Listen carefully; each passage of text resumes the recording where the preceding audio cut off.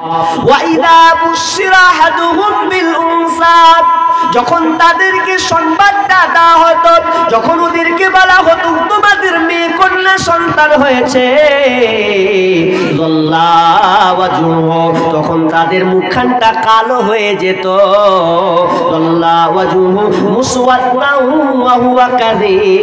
তখন তাদের মনটা ভারাক্রান্ত মন, চিন্তিত মন হয়ে যেত।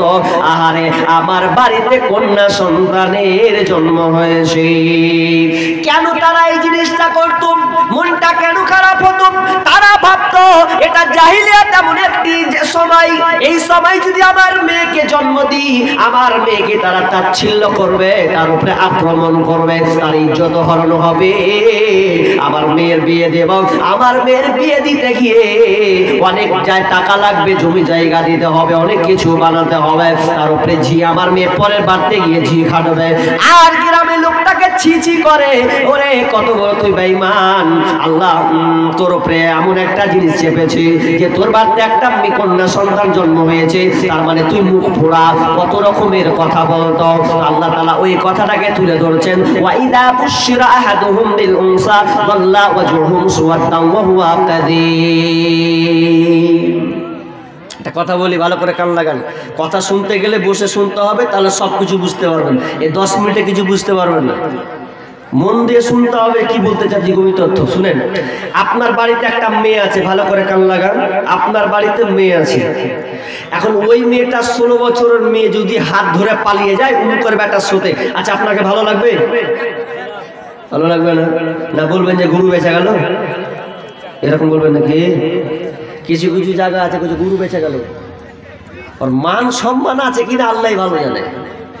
গরু বেচে গেল, সব মালা বেচে গেল, কিছু লাগবে না, এটাও ঠিক। একদিকে খারাপ নয়, একদিকে খারাপ নয়, দিতে হবে না বেটার বাপকে, এই শয়তানকে এগুলো লাগবে না। ওই শয়তানের লেগে একটা গাজাল বলে লাস্টের বেলায় বলবে যদি দেন কিছু মাল ঝাড়েন তাহলে চলেন। তারপরে কি বলছি, যে মেয়ে যদি পালিয়ে যায় তো বাপ অটোমেটিক রাগ উঠবে যে বাড়ি, তাই তো বস্তাবন্দি করবো, ফুটে দেবো, গেঁড়ে দেবো, আর অনেক কিছু কথা বলবো। বলবে কি বলবে না? এটা স্বাভাবিক বলবো। তো এই ধরনটা এত কঠিন, তো সেই জামানার এইরকম কঠিন ছিল যে মেয়ের ইজ্জত হরণ হবে, আমি বাপ সহ্য করতে পারবো না, তার চেয়ে আমি ওকে গলা টিপে মেরে দিব, হত্যা করে দিব, অনেক ভালো। মা খাদিজা রাদিয়াল্লাহু তাআলা আনহা, এমন একটা সময় ছিল জাহিলিয়াতের যুগে, বিশ্বনবী ঘরে বসে চিন্তায় আছেন, আহারে মানুষ কি কখন বুঝবে না।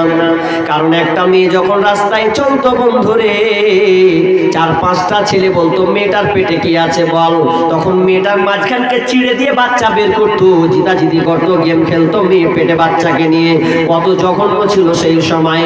এক সময় রাত্রে তিনি শুনতে পেলেন একটা বাচ্চা কান্না টুকরে করে, বাচ্চা শিশু বাচ্চা কান্না করছে। বিষ্ণু বলছেন, খাদিজা পাশের বাড়ি এত রাতে বাচ্চা কেন কান্না করছে, একটু খবরটা নাও না। তখন মা খাদিজা রাত্রের বেলায় বাড়ি থেকে বের হলেন। বের হওয়ার পর যে বাড়িতে বাচ্চা কান্না করছিল ওই বাড়িতে ঢুকে তিনি একটা খবর দেখতে পেলেন। কি রে, এই সময়তে আতুর ঘরে একটা মেয়ে কন্যার জন্ম হয়েছে, এই জন্য মেয়ের গলা টিপে মেয়েটাকে টিপে মারা হলো। এই ঘরে মেয়েটাকে মেরে দিয়েছে, আর মরে যাওয়া আর বাচ্চার আওয়াজ শুনতে পাওয়া যায় না। নবীর কাছে যে বলছেন, ইয়া রাসূলুল্লাহ, ও আমার স্বামী, এই বাড়ির মালিকেরা তারা কন্যা সন্তানটাকে গলা টিপে মেরে দিয়েছে। কেন মারলো? মেয়ে সন্তান হয়েছে বলে মেয়েটাকে গলা টিপে মেরেছে। বিশ্ব নবীর চোখ দিয়ে আরো পানি টপ টপ টপ করে পড়ে। কি করা যায়, এই গ্রামের মানুষকে তো বুঝাতে পারি না। বিশ্বনবী বলেন, খাদিজা রে, তুমি আমাকে কিছু খাবার দাও, ওই খাবারটা নিয়ে আমি গারে হিরাতে চলে যাব, গারে হিরাতে বসে আমি ধ্যানে মগ্ন থাকবো। ইমাম বুখারী আলাইহি রাহমাত তিনি বর্ণনা করেছেন, বিশ্বনবী একদিন নয়, 2 দিন নয়, 1 মাস নয়, 2 মাস নয়, টানা 6 মাস গারে হিরাতে ধ্যানে মগ্ন ছিলেন। কোন বিরাগী মৌন দাসী হীরা গুহার মাঝে কার বিরহে চোখের পানি ঝরায় সকাল সাজে। 6 মাস ধরে তিনি ধ্যানমগ্ন থাকলেন। এরপরে আল্লাহ তাআলা কোরআন নাজিল করলেন। মেয়েকে পুঁতে মেরা হতো, একদম পুঁতে দিত, গলা টিপে মেরে ফেলতো, রাখবো না, কেটে নেবো, 2 দিন যাহাই হবে। শুধু তাই নয়, তা করার জঘন্য কাজ করতুম। ইয়াতাওয়ারা মিনাল কওমি মিন সুই মা বুসিরা বিহি। যখন তাকে সংবাদটা দেওয়া হতো তখন ওই মেয়ের বাপ নিজের লজ্জা ঢাকতে গিয়ে, গ্লানি ঢাকতে গিয়ে নিজের গ্রাম থেকে পালিয়ে বেড়াতো। না না, লোকের কাছে যাব না। যখনই লোকের সামনে বলছে ছি ছি রে, তোর বাড়িতে বেটি হয়েছে, কুলক্ষণী হয়েছে, কত রকমের কথা বলতো। মাসির বাড়িতে যেতে পারতাম না, মামির বাড়ি যেতে পারতাম না, আপনার কিনা বন্ধুর বাড়ি পর্যন্ত যেতে পারতো না। এই ভয়ে তার মান সম্মান গ্লানিকে লুকানোর জন্য সে আপনার জায়গা জায়গা পালিয়ে বেড়াতো। আইউসিকু আলা হুনিন আমিয়াদুসুহু ফি তুরাব। তখন সে চিন্তা করত মেয়েটাকে বাঁচিয়ে রাখবে না মেরে দেবে, মেয়েটাকে টিকিয়ে রাখবে না মেরে দেবে। আইউসিকু আলা হুনিন আমিয়াদুসুহু ফি তুরাব আলা শাআ মা ইয়াকুমুন। তারা যে এই সিদ্ধান্ত নিত মেরে দেওয়ার, এটা কতই জঘন্য জঘন্য জঘন্য ছিল। মুফাসসিরগণ অনেক ঘটনা বর্ণিয়েছেন। আপনি কিতাবে কুরতুবীতে যদি তাফসীরে কুরতুবীর মধ্যে যান, বিভিন্ন তাফসীরে এই জাহিলিয়াত কর্মকাণ্ড তুলে ধরা হয়েছে। মেয়েরা যখন ছোট হতো, কোনো কেউ যদি বাইরে বেড়াতে যেত বা বিদেশ যেত, বিদেশ থেকে এসে তার আগে বিবিকে বলতো, বিবি রে, যদি কন্যা সন্তান হয় তাহলে কন্যা সন্তানকে মেরে দিবে, বেটা হলে রেখে দেবে, বেটি লিব না, বেটা হলে বাঁচিয়ে রাখবে, কারণ বেটি থাকলে আমার মুখ পুড়ে যাবে। কিন্তু মায়েরা এটা পারতো না। মা তো কোনোদিন পারবে না একটা সন্তানকে মারতে, কারণ একজন মা পেটে সন্তান নেই, 9 মাস 10 দিন পর্যন্ত পেটে ধারণ করে। এই মায়ের কতটা কষ্ট সন্তান প্রসব দিতে গিয়ে। বৈজ্ঞানিকরা বলছেন একটা মানুষ 47 ইউনিট ব্যথা অনুভব করতে পারবে, কিন্তু মায়েরা 47 ইউনিট ব্যথা নয়, বিজ্ঞানীরা প্রমাণ করেছেন 57 থেকে 58 ইউনিট ব্যথা থেকে অনুভব করতে হয়। আর 57-58 ইউনিট ব্যথা, এটা কেমন ব্যথা তারা উদাহরণ দিচ্ছেন। 206 খানা হাড়কে যদি একত্রিত করে দেওয়া হয়, তাহলে ওটাকে যদি একসাথে মুচড়ে বের করে দেওয়া হয়, তাহলে অতটা ব্যথা ওই মাকে ভোগ করতে হয়। তার মানে একজন মা ছাড়া কেউ বলতে পারবে না সন্তান প্রসব দেওয়া কত যন্ত্রণা আছে।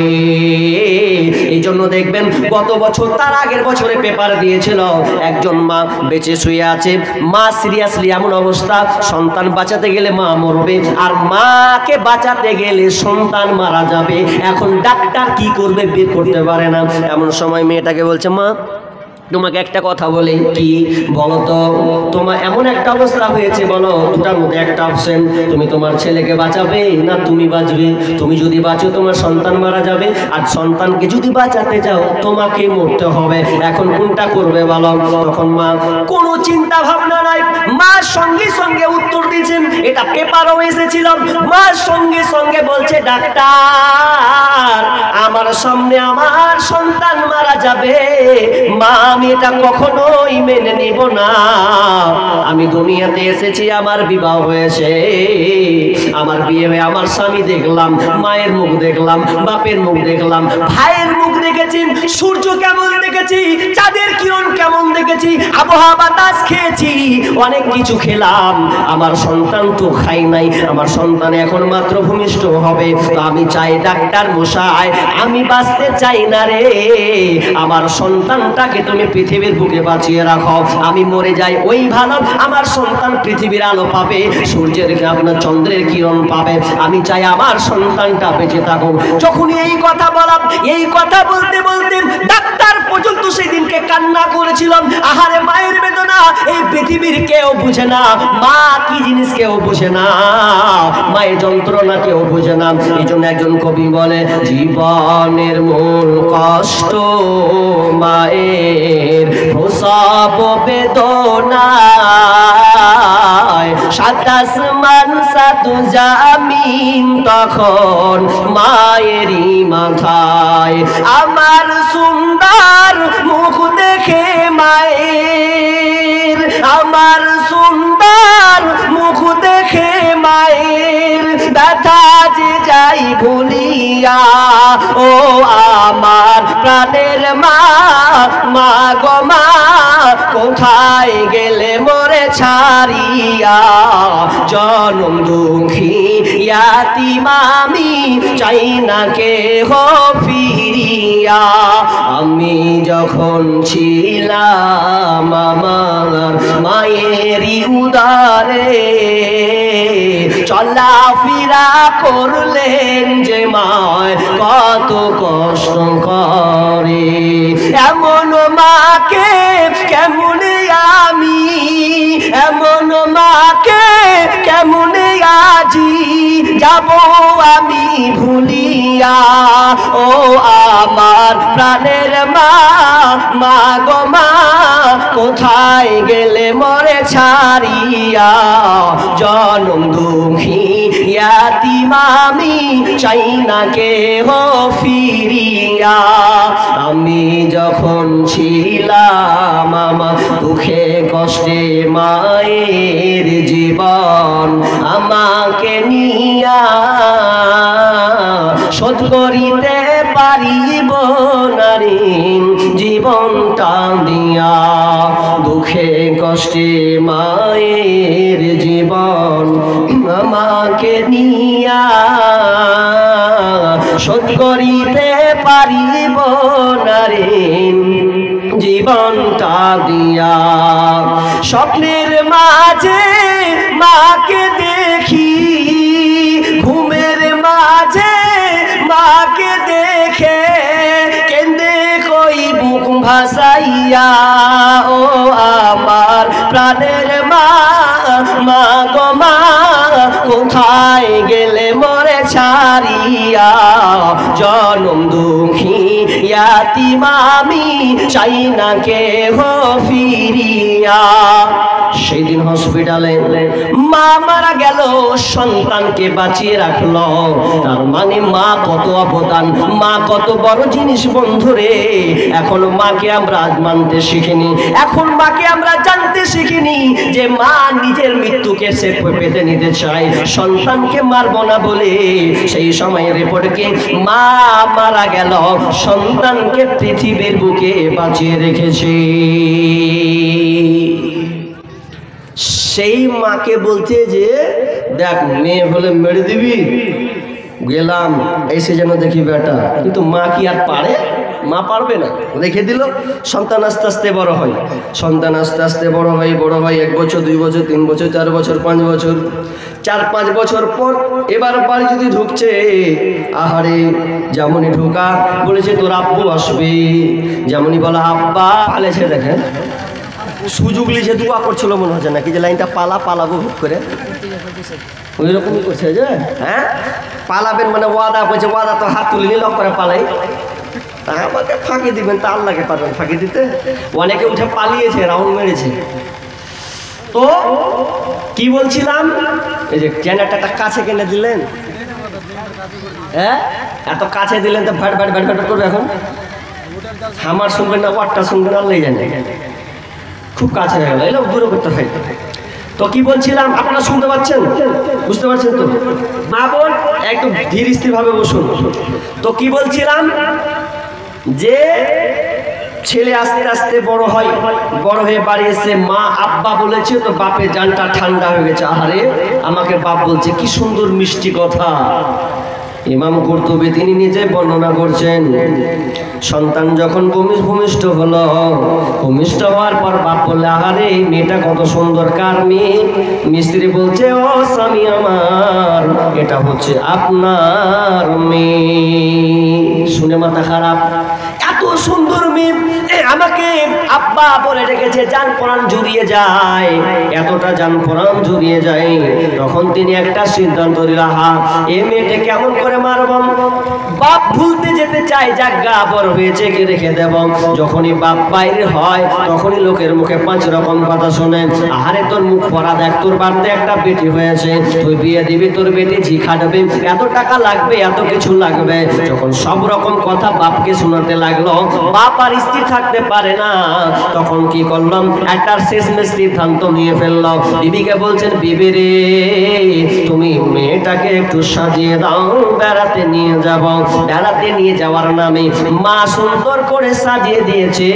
এরপর মেয়েটাকে মরু প্রান্তরে নিয়ে চলে গেছে, যেখানে কোনো মানুষজন নাই, কোনো আপনার আর এমন একটা জায়গা মরুভূমি প্রান্তর। মরুভূমি প্রান্তর নিয়ে অনেক দূর মেয়েকে নিয়ে চলে গেছে, ভালোবাসার খাতিরে নিয়ে যাচ্ছে। এমন সময় বলছে, মারে এই জায়গাটা একটু গর্ত করা হোক। সবাই মিলে গর্ত করছে, সবাই মিলে গর্ত করছে।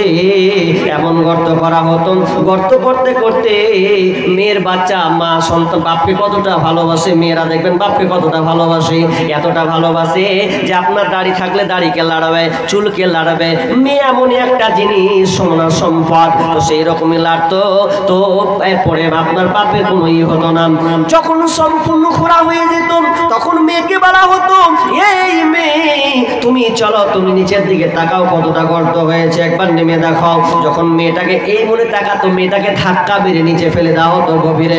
ফেলে দেওয়ার পর তখন মেয়েটা বুঝতে পারতো, আমার আব্বা আমাকে মারার জন্য এখানে নিয়ে এসেছে, আর আমাকে টিকিয়ে রাখবে না। তখন সে করজোড় নিবারণ করতো, আব্বা আমি তোমাকে আব্বা বলে কোনোদিন ডাকবো না। আব্বা বলার কারণে তোমার সম্মান, মান সম্মান গেছে। আব্বা জান, মায়ের ওয়াদাকে তুমি খেলাফ করিও না, মা আমানতি খেলাফ করিও না। মা তুমি বলেছো মাকে বেড়াতে নিয়ে যাবে, কিন্তু এই সময় তুমি আমাকে মারবে, এই কাজটা করিও না।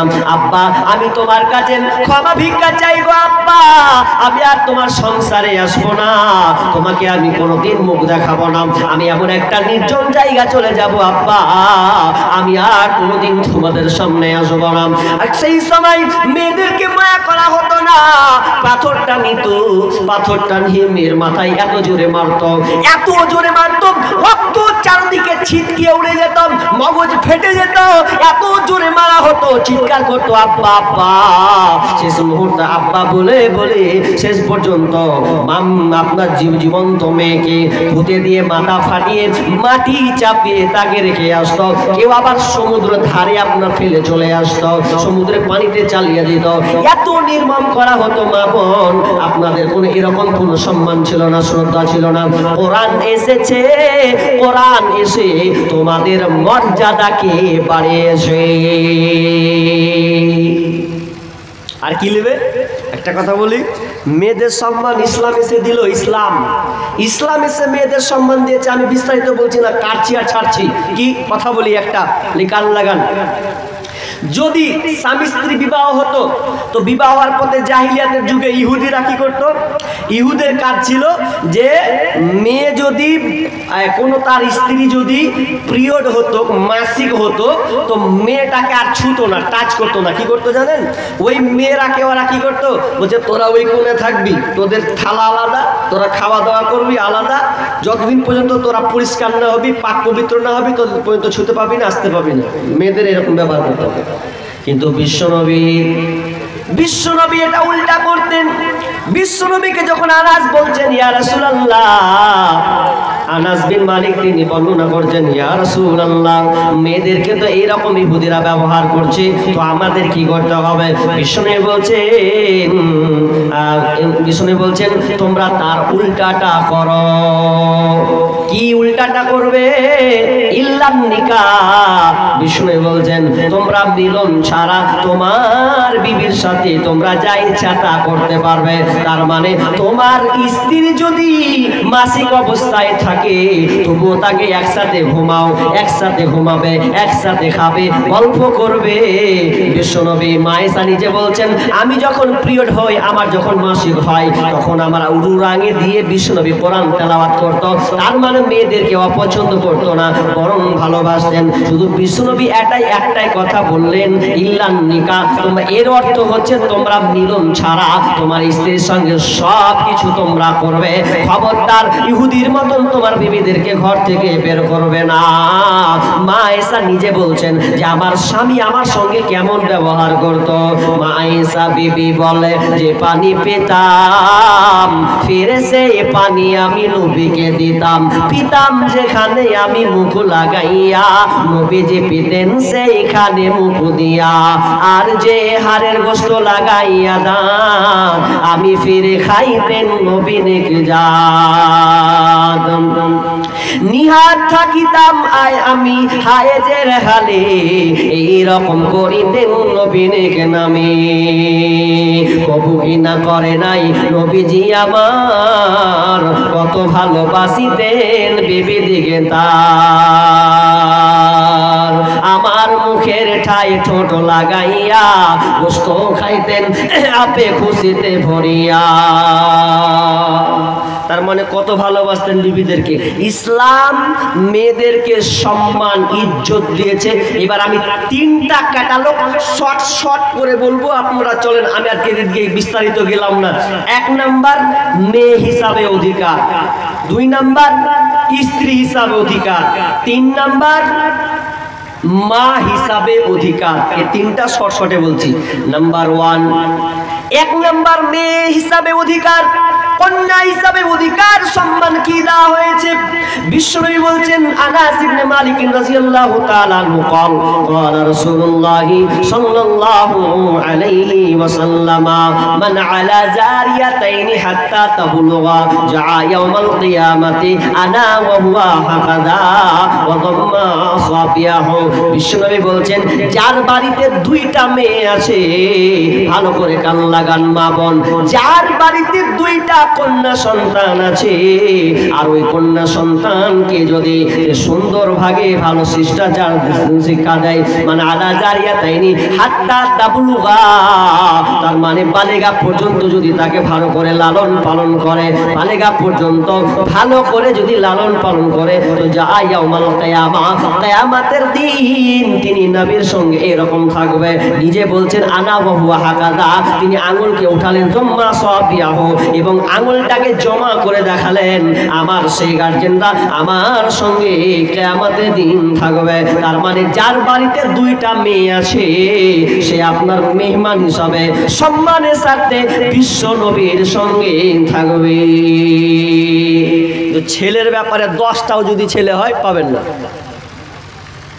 মেয়ে যদি 2টা হয় আপনার বাড়িতে, আর তাকে যদি আপনি ভালো শিষ্টাচার বালেগা পর্যন্ত ভালো, আরো হাদিসে বলছি, শিষ্টাচার যদি আপনি শিক্ষা দেন, ভালোভাবে গড়ে উঠেন আপনার মেয়েকে, তাহলে আপনি বিশ্ব নবীর সাথে কিয়ামতের দিন জমাট আঙুল দেখাচ্ছে, তার মানে একসাথে থাকবেন। কার সাথে?